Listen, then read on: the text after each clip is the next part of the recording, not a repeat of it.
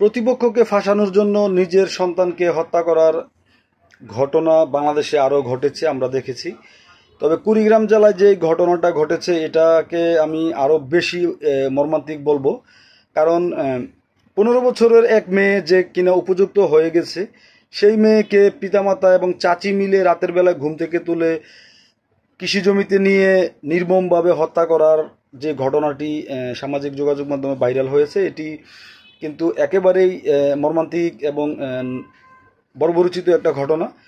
পুলিশের বরাত দিয়ে যে বক্তব্যগুলো বলা হয়েছে যে প্রতিপক্ষকে ফাঁসানোর জন্য নিজের মেয়েকে হত্যা করার পর 27 জনের বিরুদ্ধে মামলা দিয়েছে।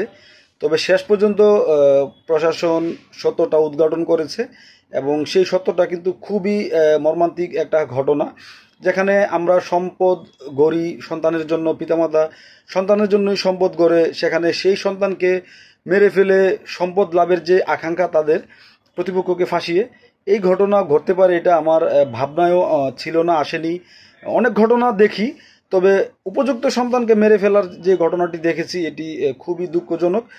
আরও একটা বিষয় এখানে প্রকাশ পায় যে কন্যা সন্তানকে পিতামাতা, অনেক পিতামাতাই আছে যারা কন্যা সন্তানকে বোঝা মনে করে, না হয় একটা উপযুক্ত মেয়েকে হত্যা করে যে নৃশংসতার পরিচয় দিয়েছে এই ঘটনাটি ঘটতো না। মেয়েটির জায়গায় যদি ছেলে হতো তাহলে কখনোই তারা সেই ছেলেকে হত্যা করতো না, কারণ সম্পদের যে চাহিদা মানুষের, সেই চাহিদাটা হয় নিজের জন্য এবং ভবিষ্যৎ প্রজন্মের জন্য, এবং ভবিষ্যৎ প্রজন্মের মধ্যে ছেলে সন্তানকেই কিন্তু বেশি প্রায়োরিটি দেয় পিতামাতা, স্বয়ং মাতা সহ।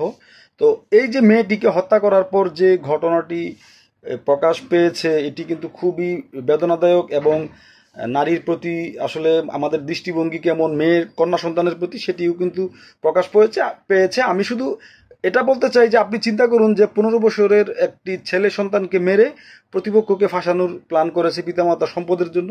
আপনি এটি কখনোই কল্পনাও করতে পারবেন না যে এই কাজটা হতে পারে। এই ক্ষেত্রে এই জায়গাটা দিয়ে কিন্তু প্রমাণ হয় যে কন্যা সন্তানকে এখনো বাংলাদেশের অনেক জায়গায় অনেক মানুষ কন্যা সন্তানকে বোঝা মনে করে, তাদেরকে অপ্রয়োজনীয় মনে করে, এবং যার ফলশ্রুতিতে রাতের বেলায় নির্মমভাবে নিজের 15 বছর বয়সী কন্যা সন্তানকে হত্যা করেছে প্রতিপক্ষকে ফাঁসানোর জন্য।